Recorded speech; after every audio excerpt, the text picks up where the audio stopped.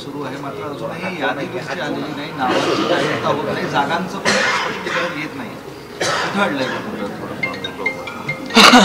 हे खरं आहे की शिवसेना पक्षप्रमुख उद्धव ठाकरे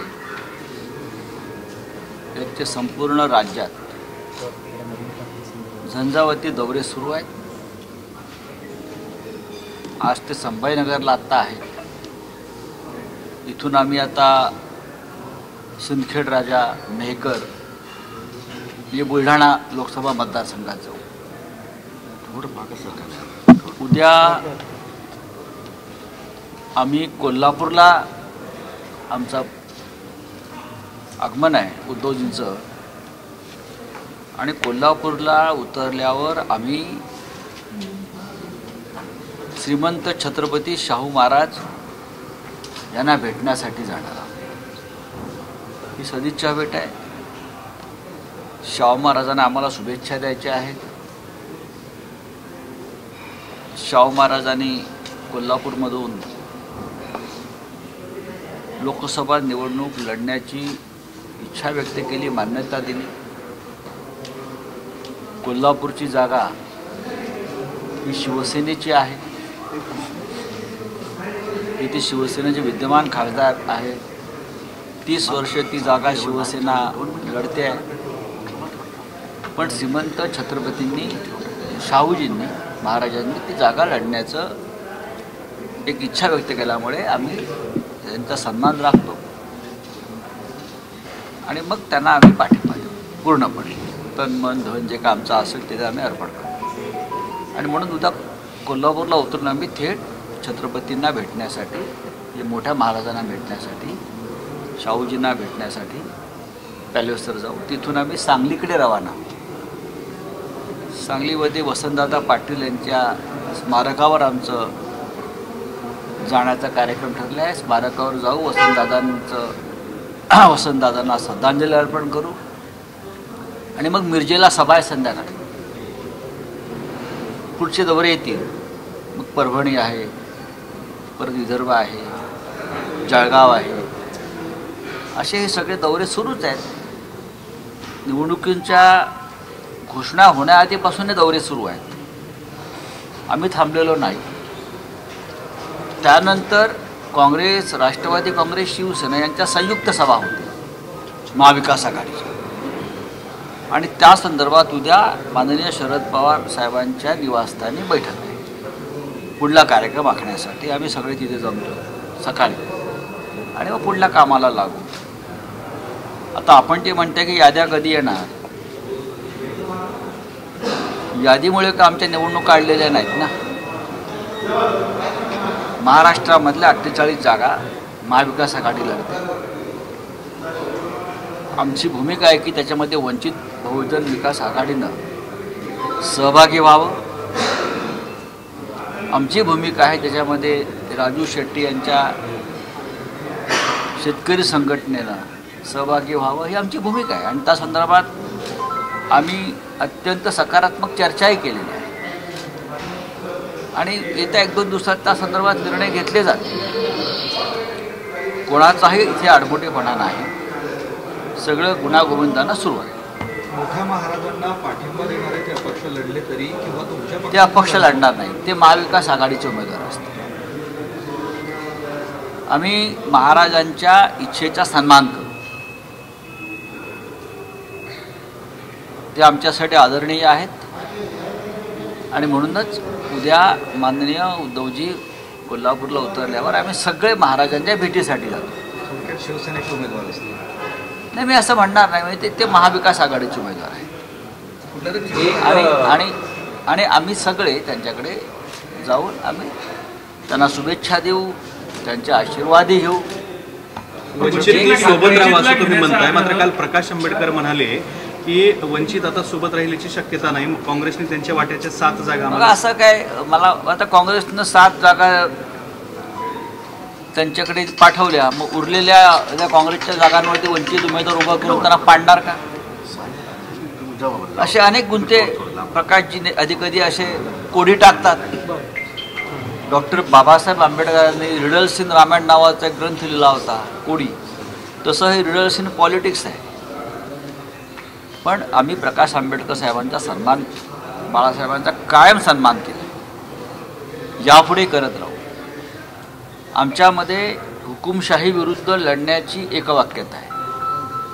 संविधान रक्षणासाठी आम्ही एकत्र यायचं ठरवलं. ज्या पद्धतीनं देशात संविधानाची रोज हत्या होते, मला असं वाटत नाही की माननीय बाळासाहेब आंबेडकर हे प्रत्यक्ष किंवा अप्रत्यक्ष संविधानाची हत्या करणाऱ्यांच्या बाजूने उभे राहतील. ठीक आहे, आम्ही 4 जागांचा प्रस्ताव त्यांच्याकडे दिला. उद्या आम्ही पवार साहेबांबरोबर बसतो आहोत.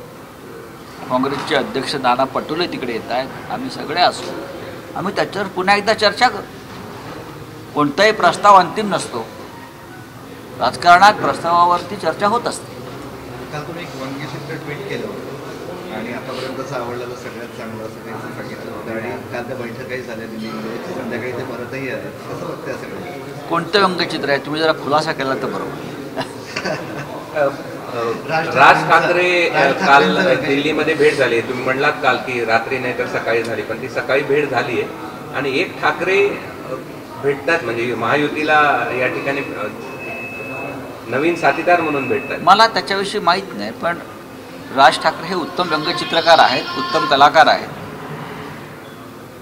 आणि आम्ही अनेक वर्ष एकत्र काम केलेलं आहे. त्यांच्या मनातल्या संवेदना आणि खंत या इतर कोणापेक्षा मला जास्त माहीत असतात.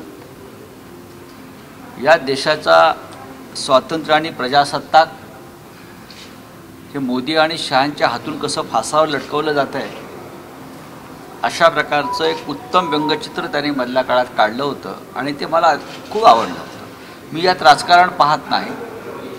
त्यांनी ज्या भावना व्यक्त केल्या होत्या त्या देशाच्या भावना होत्या, महाराष्ट्राच्या भावना होत्या. त्याच्यामुळे काल जर त्यांची भेट झाली असेल तर नक्कीच त्या संदर्भात त्यांनी तिथे चर्चा केली असेल. तुमच्या त्या व्यंगचित्र जुने व्हिडिओ आपण लावणार का? तुमचे जुने व्हिडिओ दाखवले जात आहेत. मला तुम्ही मोदींचे कौतुक करता. दुसरं असं आहे की अनेकदा पुलवामा संदर्भात आपण विचार करतो, बोलतो, आपली खदखद व्यक्त करतो. श्री राज ठाकरे यांनी एका भाषणामध्ये पुलवामा हत्येमागचं रहस्य उघड केलं होतं. त्यात ते असं म्हणतात, माझ्याकडे आहे ते, की पुलवामा हत्याकांडाच्या आधी हिंदुस्थानचे राष्ट्रीय सुरक्षा सल्लागार अजित दोवाल आणि पाकिस्तानचे राष्ट्रीय सुरक्षा सल्लागार यांची बँकॉक येथे एक गुप्त भेट झाली होती आणि त्या गुप्त भेटीनंतर पुलवामा हत्याकांड घडलं का असा त्यांना प्रश्न पडला होता. मला असं वाटतं की कालच्या भेटीनंतर त्यांना त्यांच्या प्रश्नाचं उत्तर अमित शहानी दिलं असेल. संभाजीनगर लोकसभा आपल्या बालेकिल्ला आहे शिवसेनेचा. असं असताना सुद्धा इथे 2 इच्छुक उमेदवारांमध्ये वाद आहे, त्याचा विरोधकांना फायदा होतोय. मला असं वाटतं की संभाजीनगर लोकसभा मतदारसंघात कोणताही वाद नाही. इच्छा व्यक्त करणं निवडणूक लढण्याची कुठेही हा काही अपराध नाही. राजकारणामध्ये राजकीय कार्यकर्ते काम करताना विधानसभा, जिल्हा परिषद, महानगरपालिका, लोकसभा प्रत्येकाला लढण्याची इच्छा होते त्या स्तरावरती. आणि शिवसेना ज्या जागा लढवते तिथे एकापेक्षा जास्त उमेदवार आहेत, फक्त संभाजीनगर नाही. हाच प्रश्न मी इतर मतदारसंघात जातो तेव्हा तिकडले पत्रकार विचारतात. इथे 4 उमेदवार आहेत, इथे 5 उमेदवार आहेत. काल आम्ही हिंगोली मतदारसंघात होतो तेव्हा हिंगोली व्यासपीठावरच 4 इच्छुक उमेदवार होते आणि प्रत्येकजण सांगत होतं आम्ही 4 जण इच्छुक आहोत, आमच्यापैकी कोणालाही उमेदवारी दिली तरी आम्ही काम करू. संभाजीनगरमध्ये सुद्धा वर्षानुवर्ष हा शिवसेनेचा बालेकिल्ला राहिला. 5 वर्षापूर्वी अपघातानं इथे शिवसेनेचा पराभव झाला. पण या निवडणुकीत असा कोणताही अपघात होणार नाही. बऱ्याचदा म्हणले की मला चंद्रकांत खैरे हे डावलण्याचा प्रयत्न करतात असं थेट बोललेले, त्याच्यामुळे त्या दोघांमध्ये वाद. अंबादास दानवे आणि चंद्रकांत खैरे यांच्यामध्ये कोणताही वाद नाही.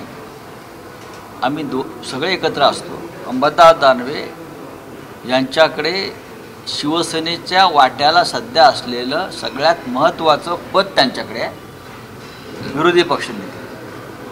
आणि त्या माध्यमातून ते शासनाचे धिंडवडे काढतायत आणि शिवसेना वाढवण्याचा प्रयत्न करतात. संजय शिरसाट म्हणतात राजकीय भूकंप होईल, दांडगे सुद्धा आमच्याकडे येऊ शकतात. भूकंप झाल्यावरती मला प्रश्न विचारा.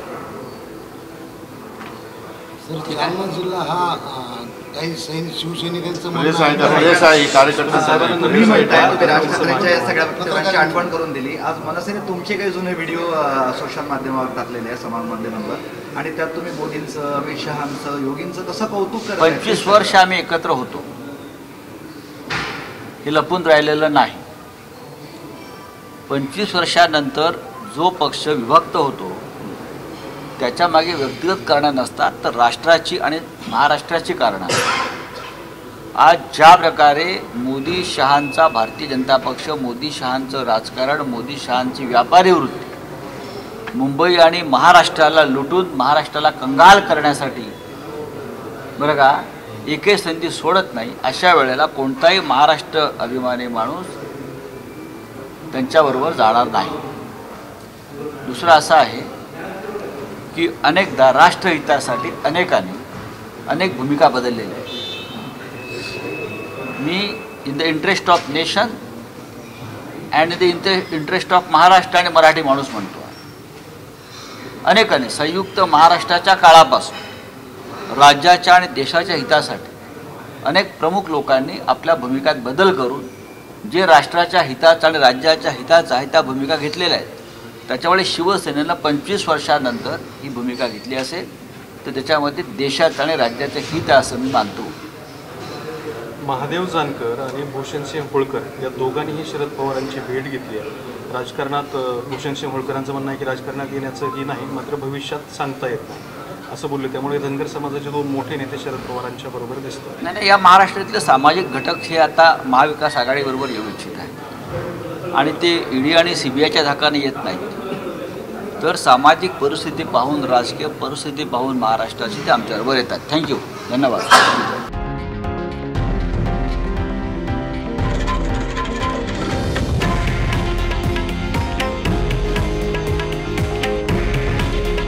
हे आहे देशातील नंबर 1 न्यूज नेटवर्क आणि आपण पाहत आहात TV9 मराठी. काळजी तुमची, हित महाराष्ट्राचं.